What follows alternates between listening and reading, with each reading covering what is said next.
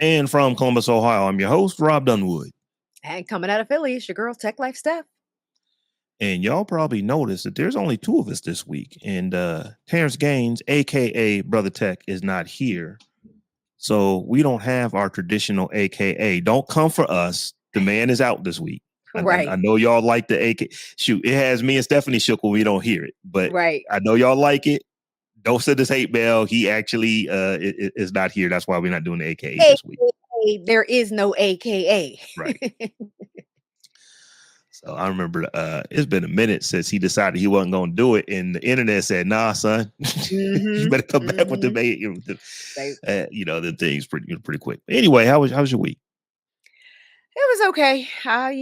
Life be lifing. So I know you say you're not a big sports fan, but was you at least, did you shed a little tear for your team, for Philly? You upset because Doc had to get up out of there? I'm upset because they blew it. I mean, they should have won game 6 and that should have been it. But they just, they did so well in game 5 and then just blew it, and then really blew it game 7. It's just like, Sixers. They already talking about Harden's leaving, and I think somebody else might be leaving. I'm over it at this point.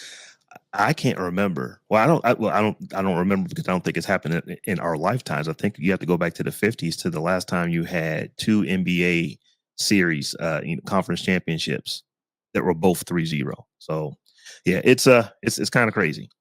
But right. Anyway, let's get into some tech. Before we do though, we did something last week that we had never done before. I actually put an appeal out for listeners who rock with the show to actually share the show with someone else. Mm-hmm. You know what? If you don't ask, you don't get. But we asked last week, and I'm not going to say it's all attributed to us asking y'all to share the show, but we had, based on what our numbers normally are, our downloads are up about 11% over what they normally are with normal growth. So it's like, okay, what did you do different? I said, hey, folks, if you rock with the show, tell somebody about the show. So, I'm sure enough going to do that again. If you rock with the Tech Jawn, please tell somebody about the Tech Jawn. That is the number one way that most podcast listeners say they find out about new shows. They actually hear it word of mouth, whether it be they hear it on another podcast, they hear somebody that they follow on a podcast on another show, or simply somebody telling him, hey, you need to go check this podcast out. Mm-hmm. So if you would do us the solid and tell somebody you think that would enjoy the show to go check out the Tech Jawn, we would much appreciate you. Tell a friend. Tell a friend. So this first story that we're going to jump into, we're going to just kick our discussion off talking a little bit about DoorDash and how allegedly it looks like they are charging iPhone users more than Android users for the exact same deliveries. I mean, if you got an iPhone, you get charged more. If you have an Android device, you get charged less. So DoorDash is wilding. I'm saying allegedly, but this does not look good for them at all. No, there is a current class action lawsuit against DoorDash for two things, actually. So number one, they are allegedly charging iPhone users more than Android users for the same order, same location, same everything. DoorDash has been allegedly tacking on additional delivery fees to iPhone users, but the lawsuit is alleging that studies reveal iPhone users typically earn more money than Android users. DoorDash has decided to capitalize on that and charge them more money. The second part of the lawsuit talks about the Dash Pass subscription. So the Dash Pass subscription is a $10 a month subscription where you get free delivery on orders over $12. So they compared somebody who made an order with a Dash Pass subscription, somebody who made an order without a Dash Pass subscription, same exact order, going to the same exact place. The order with the Dash Pass subscription was charged more money.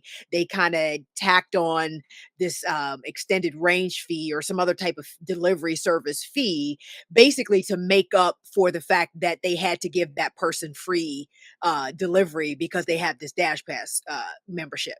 So either way, it ain't looking good for Dash Pass. Pass, they trying to make just money hand over fist. And I went and looked at their list of fees. There is a minimum of 6 different fees that get tacked onto your order when you order from Dash Pass, and they have said that that list is by no means exhaustive. So there could be any number of other fees, because the seventh fee is quote unquote other fees, which they don't delineate, which can be anything. So the idea that people are paying, like, I'm not really a Uber Eats, DoorDash kind of person. When I'm traveling, sometimes I'll do it if I don't want to leave my hotel, and there just aren't places around me that are close to get to from my hotel. But I don't fool with that stuff because it's too much money. It's too much money, and now they trying to get you for a couple extra dollars for no reason. And there's a lot of restaurants that they have their own delivery services that they'll use that are they're just better. They're just better. Right. I'm not going to say that I never use DoorDash or Uber Eats, but I never use it when it's my money. It's always because usually I've gotten a gift card, or like my wife, she works 100% remote now, but they have meetings all the time. And when she was in the office, they used to cater these lunches and stuff like that they would have. Well, they still do that. So Mhm. they'll just send you like a $25 Uber Eats card, and you can order your own lunch, have it come for for the time of your meeting. So that's usually how I'm getting it. I'm you know I'm taking crumbs from my wife's lunch when she does that. But it's just horrible. It's like what you It's buy a horrible. subscription In order because to I'm save going to money. give you money up front to get deliveries for free. So there's definitely opportunity for people to pay that $10, or whatever the fee is, and not use it. So that Right. still comes off your credit card every single month. They're gonna charge you. Absolutely. But then you Absolutely. use this like, oh, you know what? I wasn't expecting these people to use the thing that they actually paid for, so we got to go ahead and charge them anyway. Yep. And then, like I said, the other one is that's just evil. It's like, well, we think iPhone users have more money. So we I just am going to charge I'm doing them a a whole lot of little bit alliteration more. right now. If that one is true, it's like we go charge the people who got it like that more because they got it like that. And Um, that's not cool. And then it's like, how would you ever know? You know what I mean? Like, unless you lived in a household with somebody that had an Android phone, and y'all have like there it because it's such a little bit amount of money. Like it's a dollar here, a dollar and some change there. But the principle is the thing. And so you wouldn't really necessarily notice, like, wow, this seems unusually high, this delivery fee or this service charge or what I'm paying total for my order seems unusually high. That's how they get you. You figure however many millions of iPhone users in the country, and you getting a dollar and some change off of each of them just by virtue of them having an iPhone. Like, that adds up to a lot of money, and that's adds up just to a it's whole just lot of crazy. money. And what I Absolutely. imagine is the way somebody figured it out was you had a group of people that had some folks had iPhone, some folks had Android, and they were getting the same order over and over again. Like, why does yours Hmm. always cost more? Right. And then it was probably somebody at I don't want to say a tech company, but somebody who uses Excel, and they started putting that stuff in a spreadsheet, and it's like, these are some interesting trends right here. I wonder Hmm. what's going on. Every time Bobby orders, it's like 1.2% more than Right. when Jane orders. Right. Why is that? Oh, Jane uses an Android device. Bobby uses iPhone Right. every Now, time. and now I will say, just anecdotally, it does seem like people that use these services a lot, I guess, do have the type of disposable income where they probably aren't going to notice, a dollar or two here or there. I have a friend, if she's listening, she'll know who she is, but yeah, I'm not gonna call no names out. But literally, she told me she spent $2,000 last month on DoorDash. I thought you were gonna say last year, No, last month. last month, and I was trying to wrap Whoa, my head around how that could be, and it could be because she has a fiance, so she get if you order dinner every single day from DoorDash for 2 people with all the fees and requisite charges, you could get because it works out $2,000 a day works out to be about $60 a day. $2,000 for the month works out to be about $60 a day. I did the math because it blew my mind too. So it works out to be about $60 a day. And if it's two people for dinner, you know what I mean? Even if it's just two people for Wow. dinner, it could be $60 a day. You got 2 grand a month. You could almost hire yourself a chef. You could do anything. You could hire somebody to cook all your meals, bring them in to the house, deliver them to the house. My mom was like, "Look, tell her I will cook for her and bring and show up every day with a hot meal." And I told her, I was like, "Girl, if you don't get your butt to the grocery store and stop tripping," but she doesn't cook. It's just the convenience of the whole thing for them. And again, one dinner, a dinner a day, or maybe dinner and lunch 5 days a week, and the other on the weekends you go out. I don't know, but yeah. Yeah. That is nuts. So we're going to definitely have to stay tuned to this story because my gut tells me that if they, like I said, this is all allegedly right now. Nothing has been proven in court, but they're gonna get smacked if this if this is what they're Listen, doing because well, people already don't like them. the So lawsuit is asking for monetary damages of no less than $1 billion for all consumers who fell prey to DoorDash's illegal pricing scheme over the past 4 years. So they going in. They going in. $1 billion. Mhm. That's nuts. That's nuts. So, Tech Life Steph, do you remember about a year ago this time, we were talking about the Google Pixel 6. Now, the 7 just was announced, and actually the Pixel Duo was just announced at Google I/O just last week or week before last. I can't remember when it was.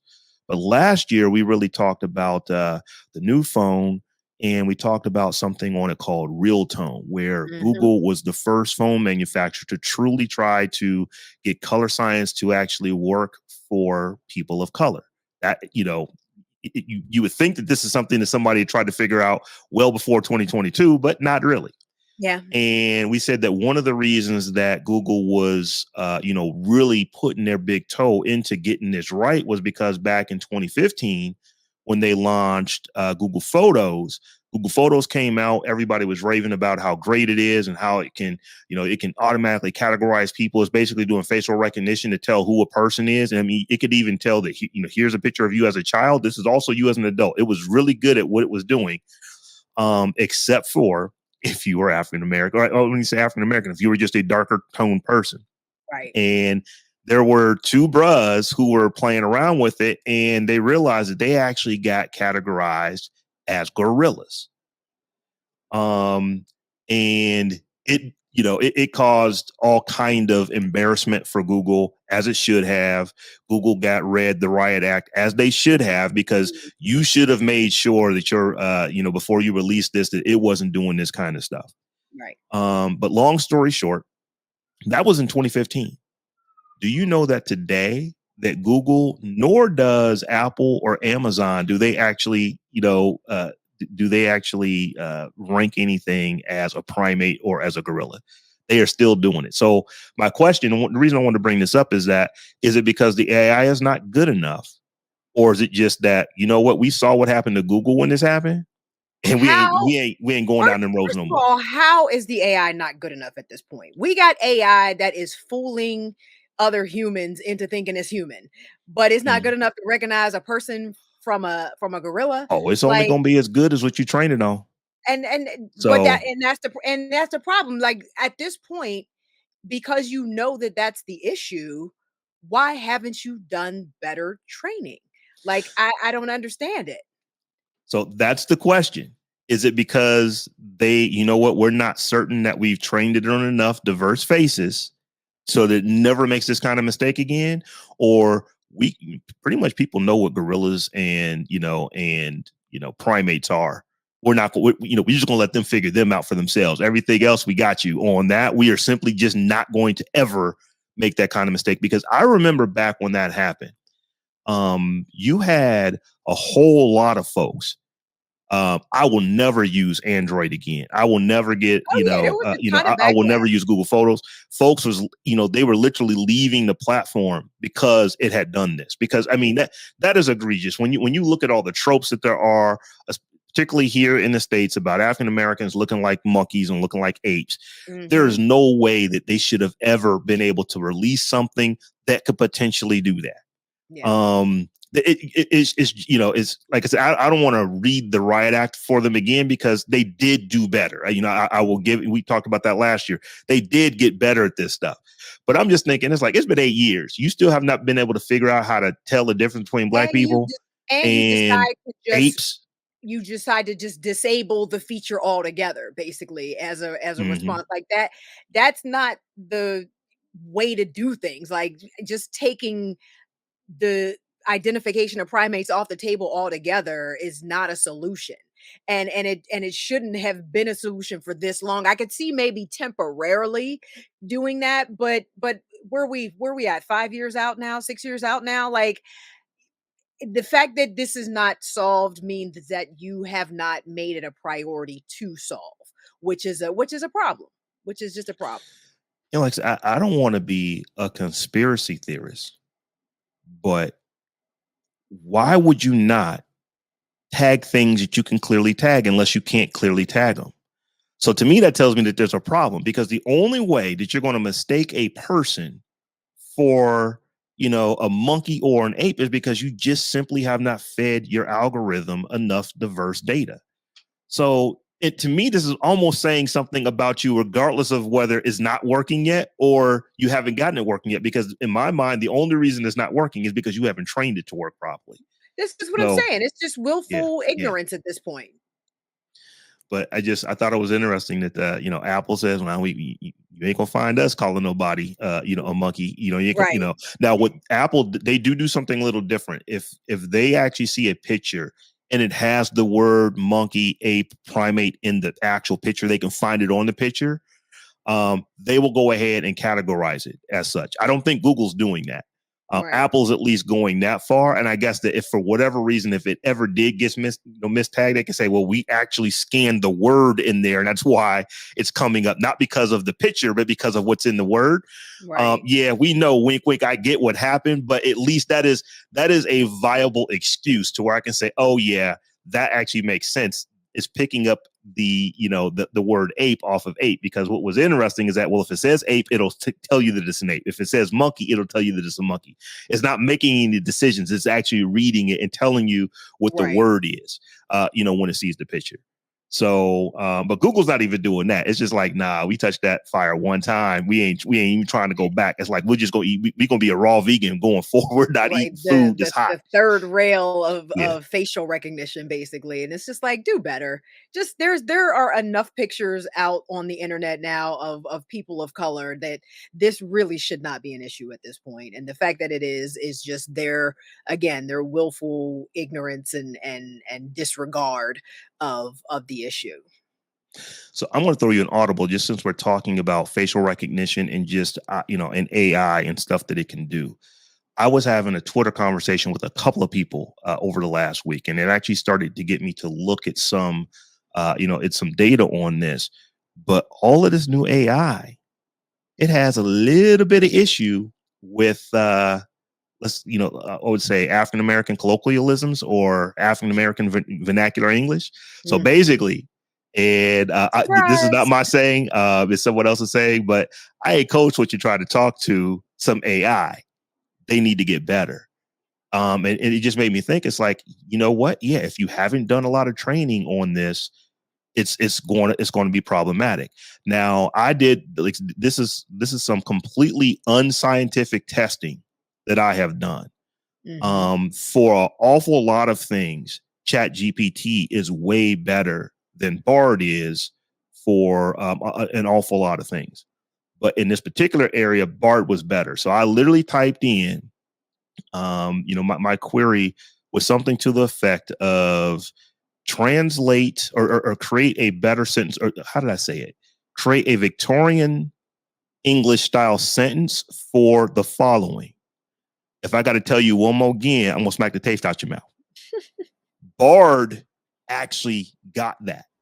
It was like, if I have to tell if I must tell you one more time, smacked will you be in the face or something like that. It actually got what I was saying. Right. Um, Chat GPT. It literally simply didn't get it. And then I actually went and looked at some Reddit tests that people were testing the stuff in Reddit. They were talking about like it was who be eating cookies on Sesame Street like that. And it one came back and it actually told you about what Sesame Street is. The other one came back and actually told you that it was Cookie Monster. So this is something that they're going to have to actually look at. Now, once again, I am using very, very broken English to do it, Right. but it's getting Southern dialects, it's getting French Quarter dialects, is getting that. What is not getting specifically is colloquialisms that a lot of folks who look like us would actually use. So it'll be interesting to see how they train it. I think that should not be a terribly difficult thing for them to do, because if all these things are doing is scanning all available data, well, there's a whole lot of written stuff that they can scan that has people like us that talk like we talk, and it should be able to train off of that. And maybe that's why Bard which is Google's, which is doing it a little bit, more effectively than maybe what ChatGPT is, just because they have such a wealth of information that they can pull from based off the way that people search.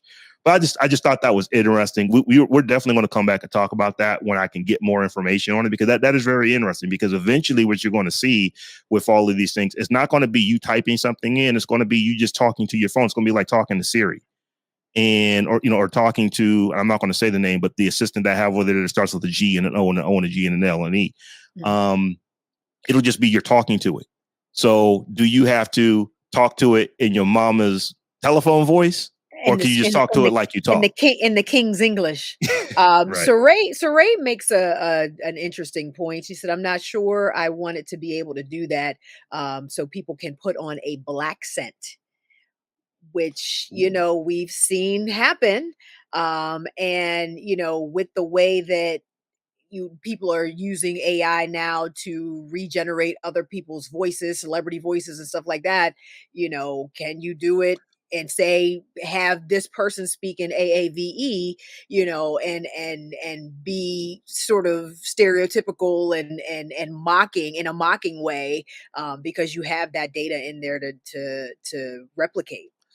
That's actually a good point. And it just reminds me, I will make a note for something we're going to talk about in the after party, because we got another woman out there, Rachel Dolezal. And I just don't understand it, but we're going to say that for the after party. I did want to get to this Section 230 stuff that is going on with the Supreme Court of the United States and Google, and who was the other plaintiff? Twitter. Not plaintiff, Twitter. So in two cases last Thursday, the Supreme Court of the United States kind of sort of rejected clarifying the breadth of Section 230 of the Communications Decency Act, which frees companies from liability due to user-generated content on their platforms. So the reason I say they kind of sort of did this is because the way basically there's two cases. The cases are very similar. It was definitely both of them were for someone being killed in terrorist activity, where the terrorists actually took responsibility and said, yes, this was us, we did this. And essentially what you have in two cases, the first one is Twitter versus, I believe this is Taamneh is the name. It's Taamneh. And the court didn't consider Section 230 as the platform's failure to remove such content. And this is something that Justice Thomas actually wrote the wrote the opinion on this, but it was not enough to establish liability for aiding and abetting, which he said required plausible allegations that they gave, such as knowing and having substantial assistance to ISIS, that they culpably participated in these attacks. So basically what he's saying is that we're not going to even look at the 230 stuff because it doesn't meet the criteria for them being even liable for the stuff that you're saying that they did. Right. So to go back and tell what the story is that you basically had a young man that was killed in a bombing, and what this law team is doing is they're suing Twitter, saying that Twitter, there's information on your platform that you didn't filter out, where you actually have people who are talking about ISIS, who are recruiting into ISIS, training, and doing all the training and all these kind of things, and you didn't do anything to pull that data down, and now our son gets killed. So we're suing you for that. And with Thomas, and this was, one of those things to where it wasn't like a left-right, wing of the court. Basically, this was, I think it was 8-0. It was unanimous for the judges that actually voted on it, or ruled on it. They're saying that you just didn't have enough information for us to hold them liable, so there's no reason for even to look at Section 230. Right. And then the other case, which is Gonzalez versus Google, where once again, it's another young man who got killed in a nightclub in a terrorist attack. They're basically suing for essentially the same things, but they're saying in this case, you don't even meet the requirements that we would even look at this. So we're going to push this back down to the appeals court, and then you actually go and and let them deal with it and figure it out. In both cases, they never addressed Section 230. And so you have a lot of people saying this is like an assault to our freedoms and this and that and the other. I don't know that that's the case, because they never actually got to the point to where they would talk about 230. You still don't know how the court would rule on that. Right. I wanted to get your take on what you thought about this. Well, it was interesting because, I on one hand, I'm not gonna say I agree with the Supreme Court, but they, in Thomas's argument or defense or whatever they call what he writes to, counter what they do, he talked about the idea that because I think in the Google case, part of it was also that YouTube was recommending certain things to people, which was also recommending and auto playing certain content to people Mhm. that kind of sucked them in and took them down that rabbit hole that we all go down. But the idea was that the pushback that he wrote in his dissent was that they do that for all content, not just terrorist content. I guess if it was a situation where only terrorist content was the content that was being recommended, they may have a case, but the fact that the algorithm recommends whatever you search for, it just pushes more of that to you. That's not the algorithm's fault. The algorithm, I guess, is working the way the algorithm was intended to work. You went on searching for specific content and you got what you were looking for. So in that instance, I can kind of see how you may not hold the platforms accountable. However, it's still we still need to do something about Section 230, because I think it disincentivizes moderation on these platforms if they know that they Mhm. are basically immune to any of the content that's on there. I say that though with this caveat, because in the New York Times piece that I was reading about this, um, he threw some stats in there for context and said it appears that for every minute of the day, approximately 500 hours of video are uploaded to YouTube, 510,000 comments are posted on Facebook, and 347,000 tweets are sent on Twitter for every minute of the day. Every minute, Yes. So the every minute. idea Yeah. the idea that any content could ever be moderated in a way that would be satisfactory to anybody, and none of this content would ever slip through the cracks and things like that is just not a realistic thing to hold on to. So it it kind of just sucks, basically. Yeah, and like I said, depending on which side of the spectrum you fall on,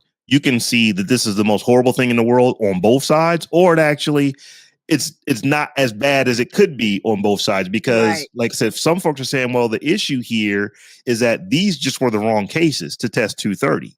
Right. If why would we go and test a law to see whether or not the law needs to be modified in any way if these cases don't rise up to the point to where 230 even comes into Don't meet play? the standard. They don't Yeah. meet the standard.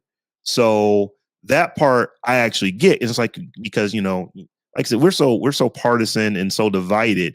You just don't expect the court for them to go, everybody to say this is right down. It's not right down the middle. It is basically everybody felt that yes, they don't have enough information, or there's not enough data. There's not enough that happened here for this to kick in to where we should even look at it. If everyone is saying that, then probably that is the case, because clearly there is a slant on that court, but you still have some justices that lean the other way, and they all lean the same way on this. Yeah. So from that standpoint, I say, well, maybe they can come back and they can actually test it when they have a better case. Um, we will have to see.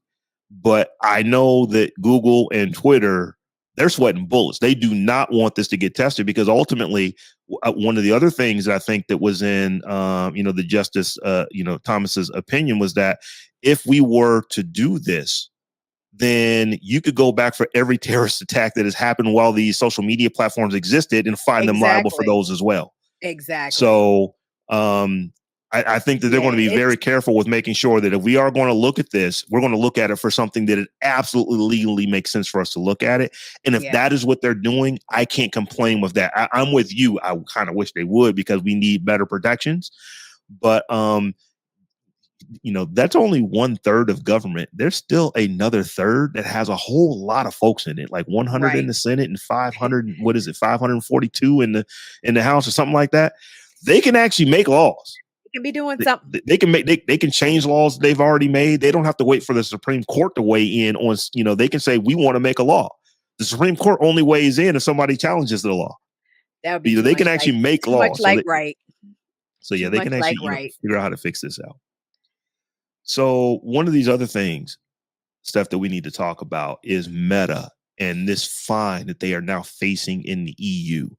They are facing a 1.3 billion euro. That's like 1.407 million dollar or billion Billion. dollar fine.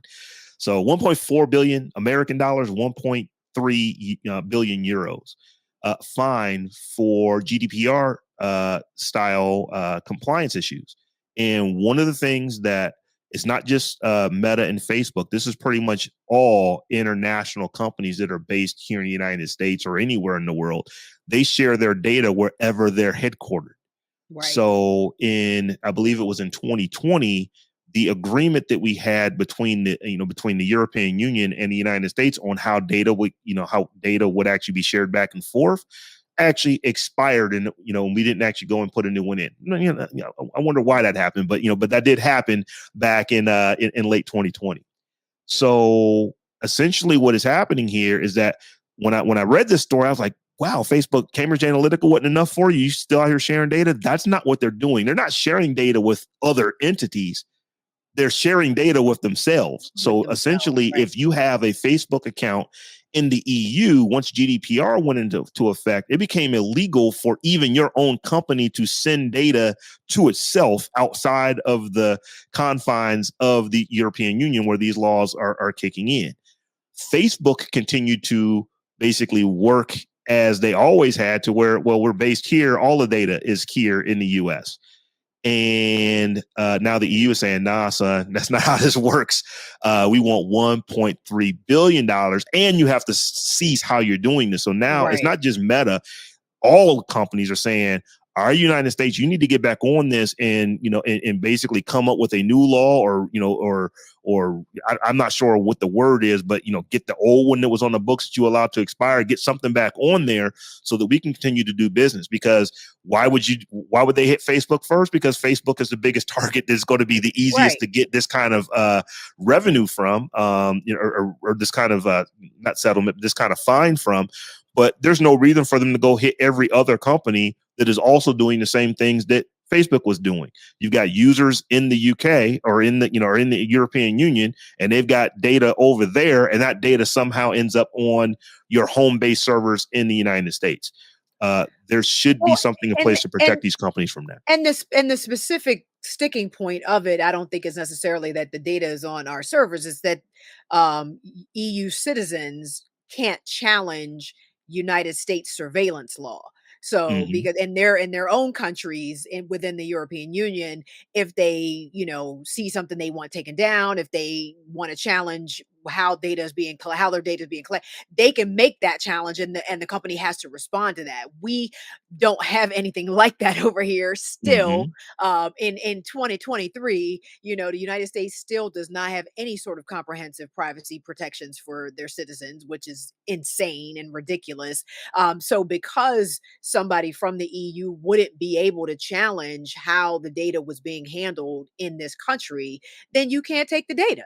And I mean that makes sense. And it Hmm. was interesting to me that this has gotten to the point where Meta is actually considering suspending service in the EU until this gets worked out. And it's so crazy that you would rather, not do business in an entire conglomeration of countries, than be better with people's data. You know what I mean? You could just do better with people's data and give everybody those same type of protections that GDPR requires of you, but that would be too much like right too, I guess.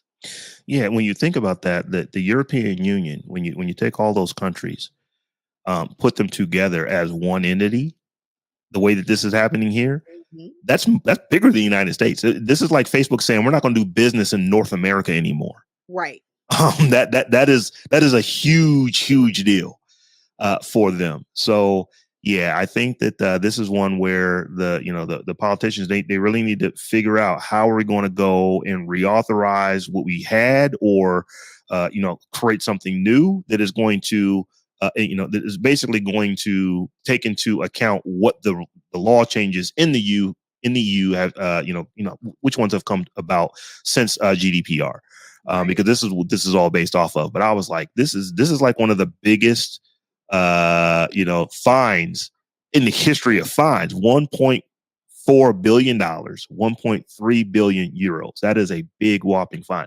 I actually went to look to see how much money does Facebook make, and they make a lot, but this is pushing 2% of what they make in a year in one fine. So some folks are saying, "Oh, that's not that bad." And it's like, you know how many dump trucks of gold bullion you'd have to purchase to move 1.4 billion dollars Right. worth of gold.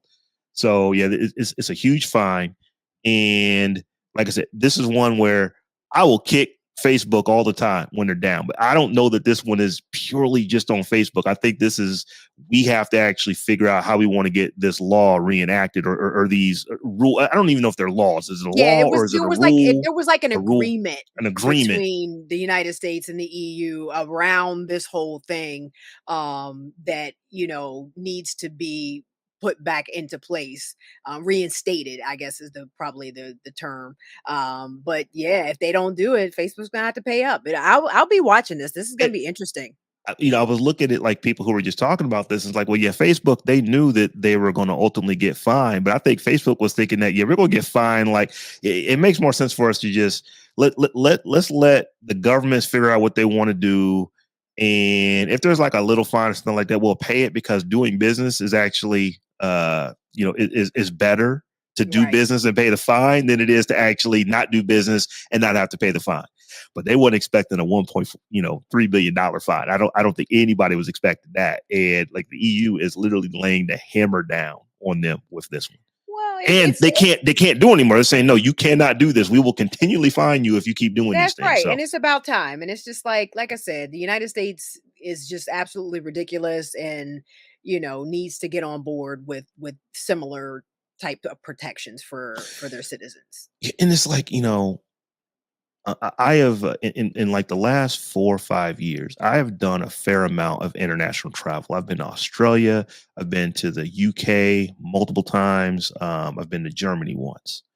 Um, they roll different on their privacy than we do here. Like stuff Mhm. that companies can get away with here, over there would they would fine you almost out of existence on a lot of things, and they are. Like I said, this is, if this were to happen here, do you think that if this was to happen here, that Facebook would be getting fined 1.4 billion American dollars? They might get a fine, but it's not going to be that big.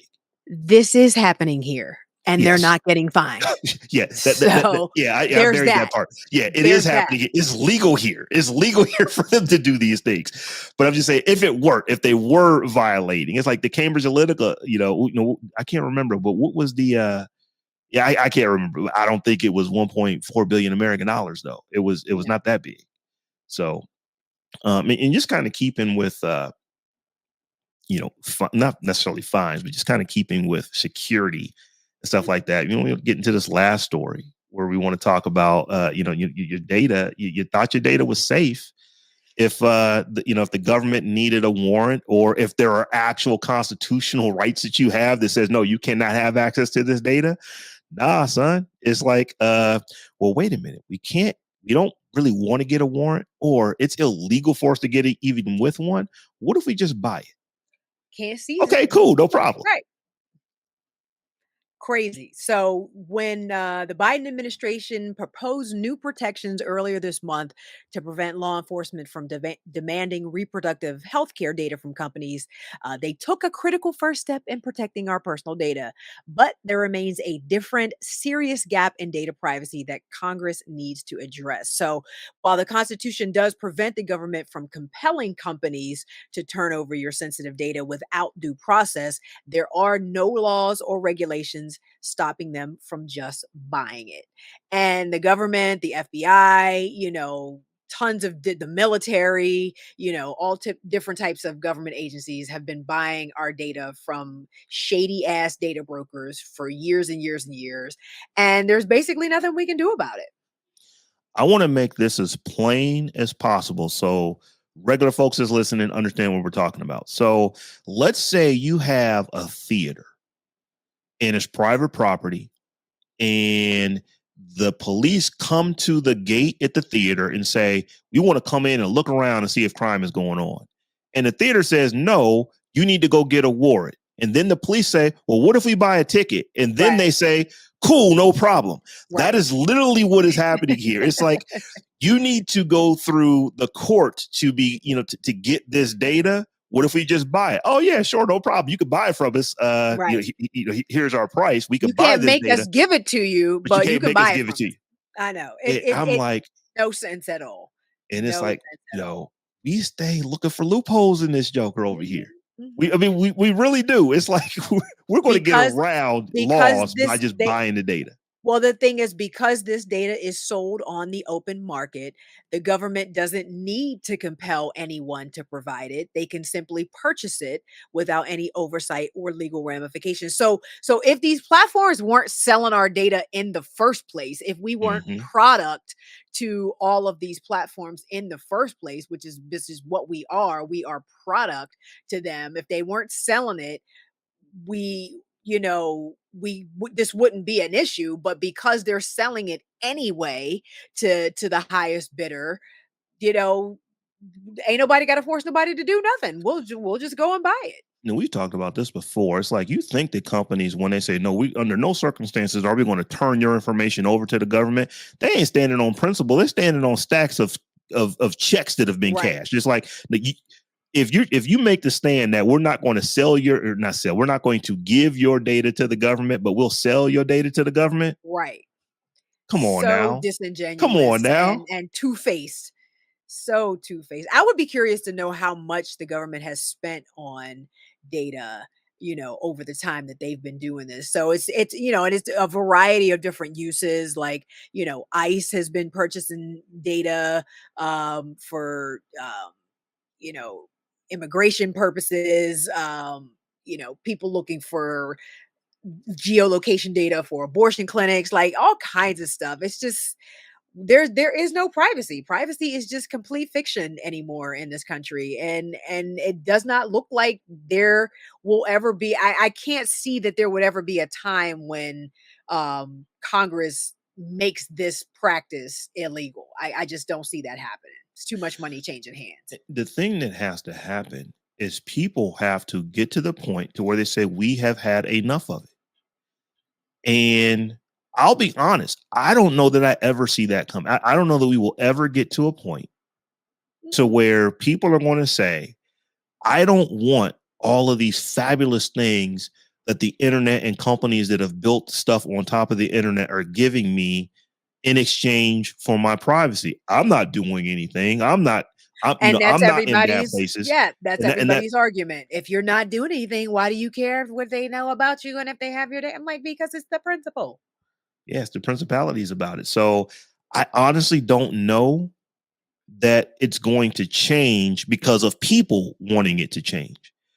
The only way that I see it changing is because the government is going to be so concerned about what foreign countries, foreign entities are getting Right. out of here that they're going to, well, because we're worried about how this data goes out of the, of the country, we need to put some safeguards on it for the people. So we might get security by a byproduct of us not, being worried By about default, basically. exactly.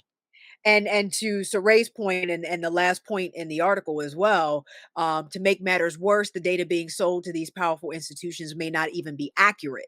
In addition to being vulnerable to hacking, information from data brokers often relies on discriminatory algorithms and biases, and can still often mistake your age, ethnicity, and religion when creating profiles. So when government takes law enforcement action based on inaccurate data, the rights of all Americans get put at risk. So We not only you buying data, you buying bad data, and out here kicking in doors, based on bad data.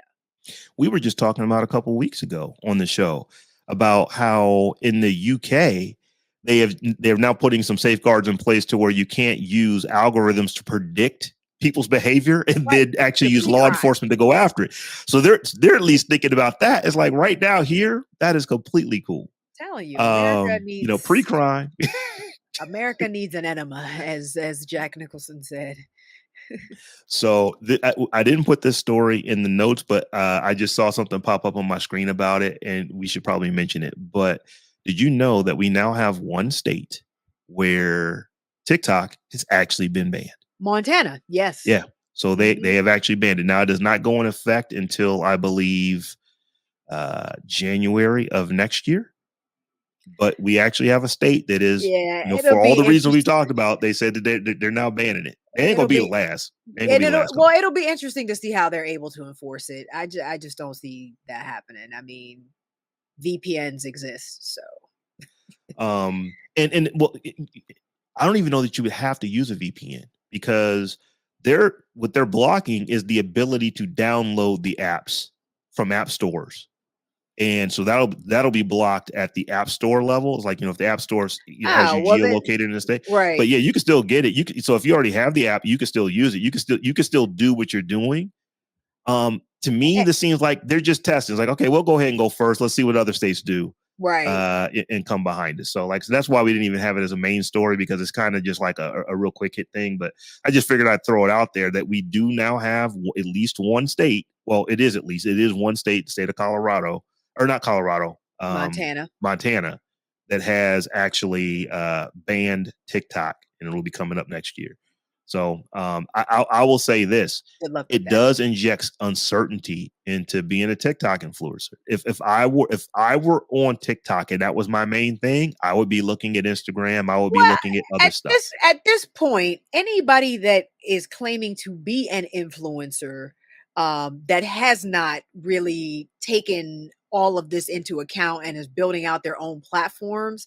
I mean, I understand that sometimes young people are influencers and they blow up and they don't really understand what's going on and they go viral and, are not, establishing a website and doing all this stuff, different stuff. But for people who are legitimately trying to make a living as an influencer.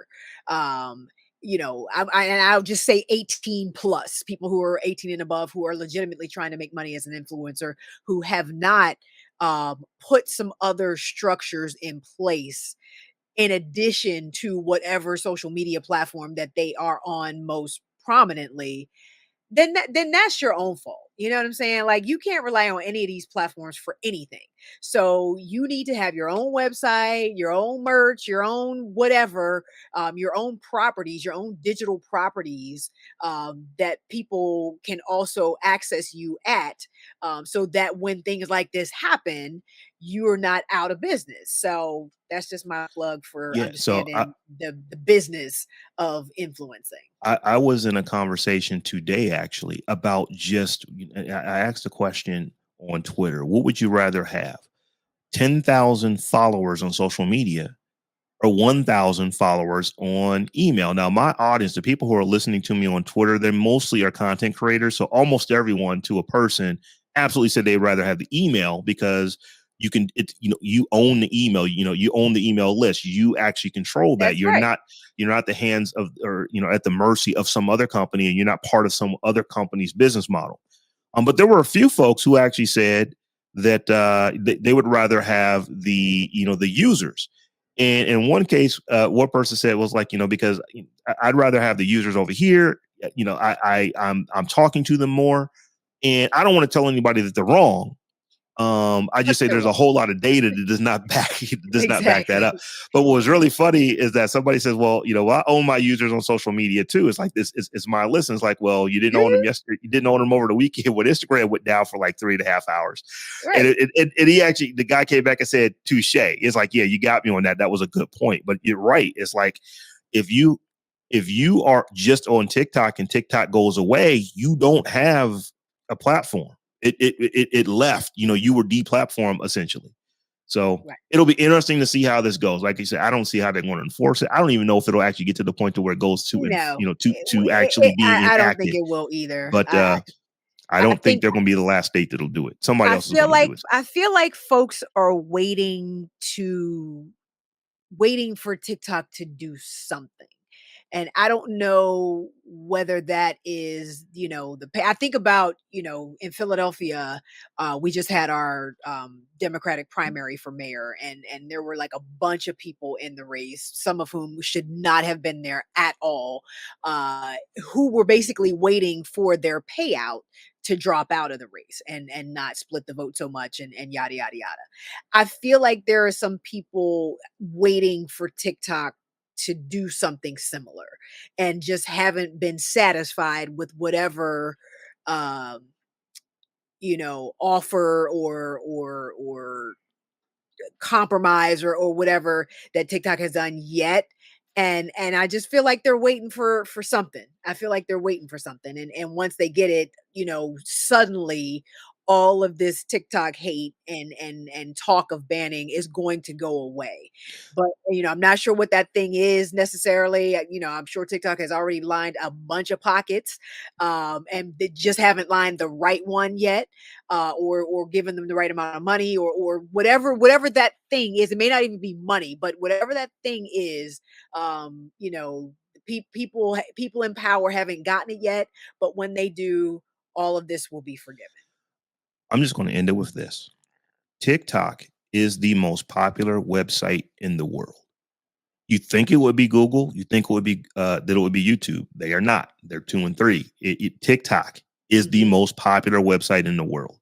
Yeah, So you would think that even if the people running ByteDance aren't incredibly smart people running the most popular website in the world, they have to be smart enough to know that we're not going to just allow this to go to zero.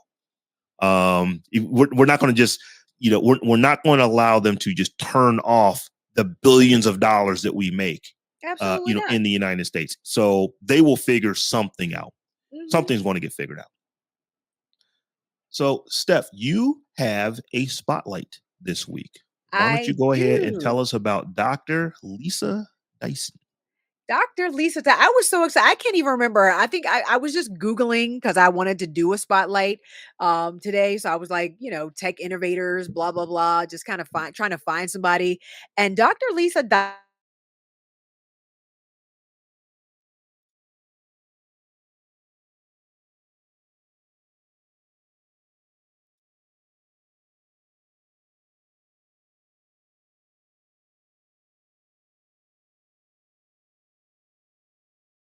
Steph, can you hear me? I can't hear you right now.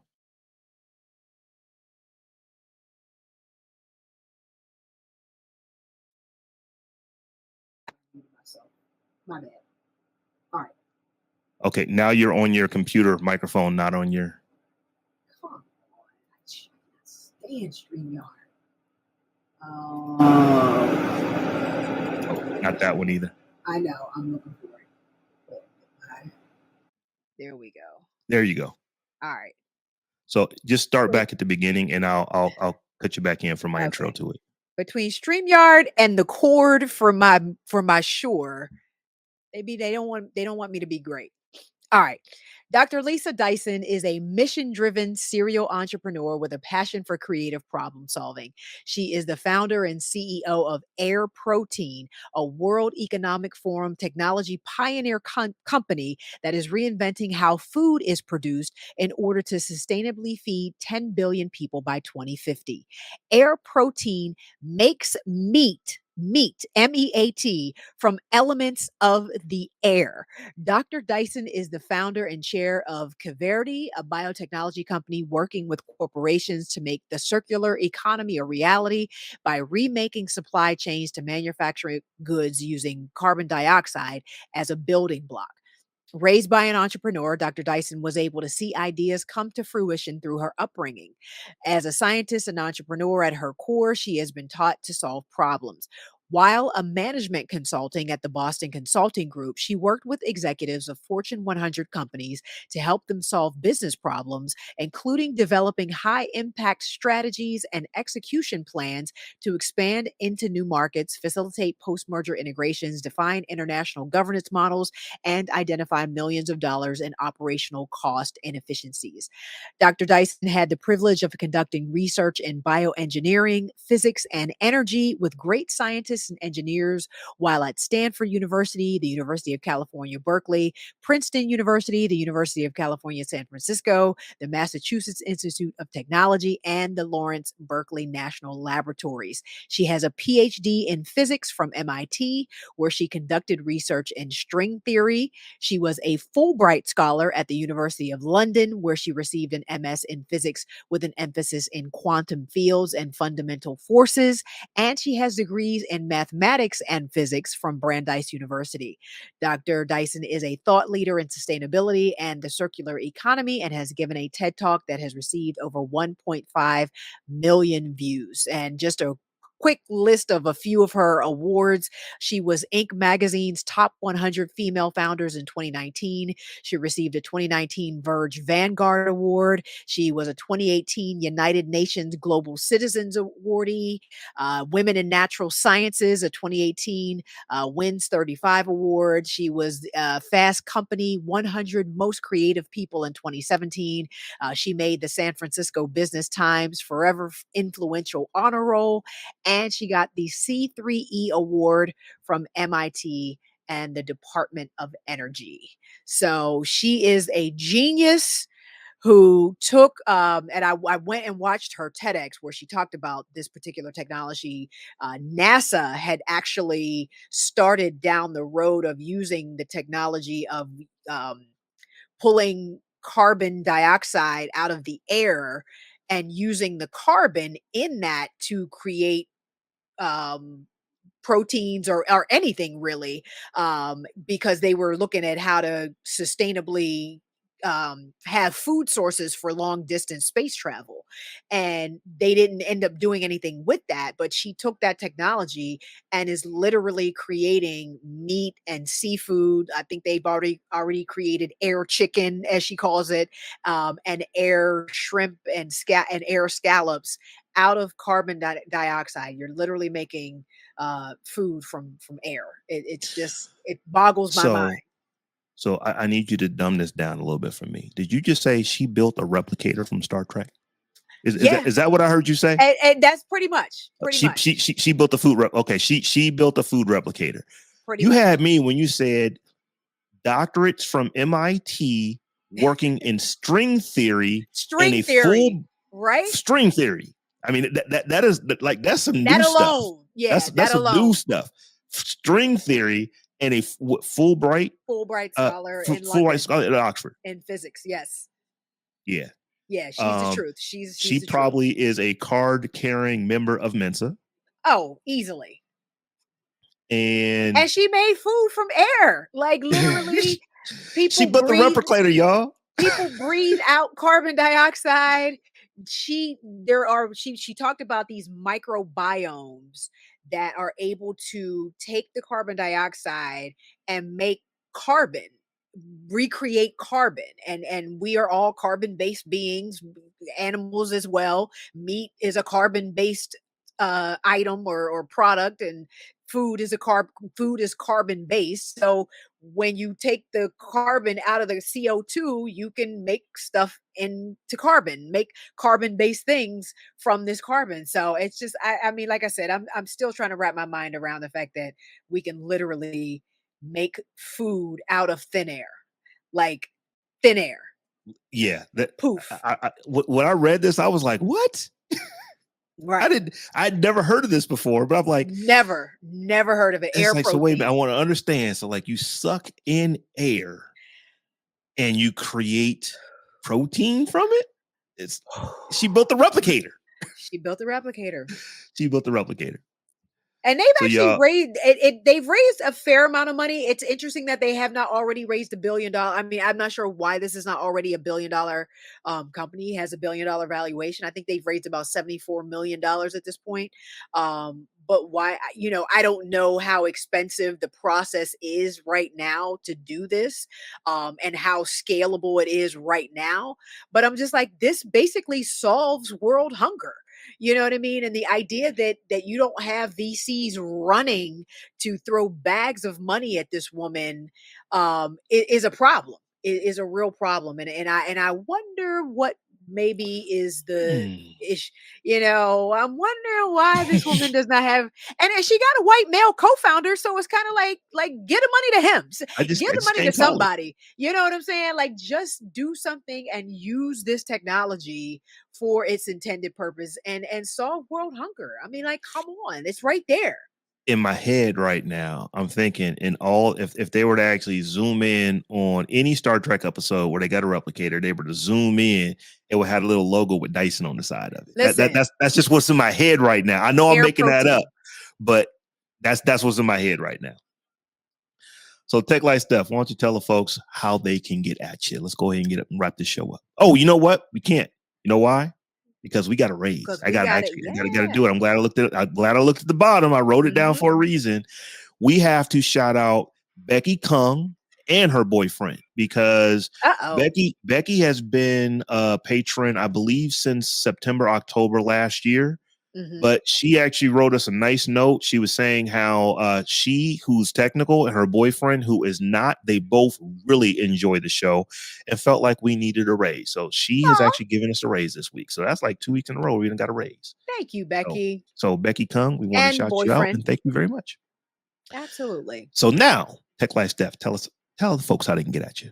You can follow me all around the web at Tech Life Steph, or check out my website at stephaniehumphrey.com.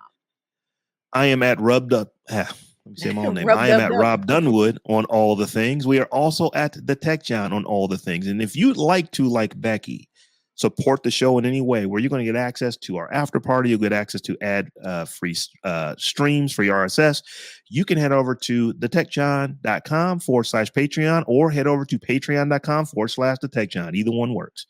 And if you become a patron over there, we're going to shout you out on the show, but it also is going to get you access to some of those other benefits. And you are helping us bring the tech to you the way that we bring it to you. So with that, we're going to go ahead and get up out of here. And we'll holler at you in a week's time. Peace. Peace.